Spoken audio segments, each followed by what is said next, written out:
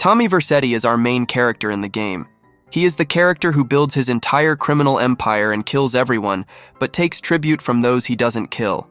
He kills everyone who conspires and betrays him without blinking an eye. Also very cool.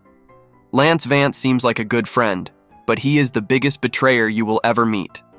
After being ambushed, his sole purpose was to take revenge on Tommy, so he befriended Tommy, and eventually Tommy sent him to his grave. Sony Forelli is the boss of the Forelli crime family, the largest crime family. Because she was afraid of Tommy, she ambushed him and sent him to a place full of assassins. Because of Sonny, Tommy spent 15 years in prison, but in the end, Tommy killed Sonny and took his revenge and money. Arvey Carrington is one of the true owners of Texas. He always talks about his father and the good old days. He is a real capitalist. He has committed every potential crime you can think of. He always wears a cowboy hat and always tries to undermine someone's work. Kent Paul, although he is always involved in music, we see him committing crimes. He says that he is a criminal genius in the Vice City world, but as far as he is known, he has no criminal record. He constantly meets with the police and is also a liar drug addict. If you go, he will definitely be at the Malibu Club. Steve Scott, wherever there is an organized crime group, you can see him at parties with women. His only aim in life is to make films. Everything is provided to finance these films. Her life changed after she met Tommy. Phil Cassidy is an ignorant profile. He is interested in arms trade, but he is also an important person in business. He is a corrupt patriot and is constantly dealing with his gangs. The army blames him for being drunk. Ken Rosenberg's life is very similar to Saul Goodman. His life is built on lies and plans. The person has panic attacks and is a coward. He constantly presents us with trouble, and the events we engage in with Ken are events in which we are very likely to die.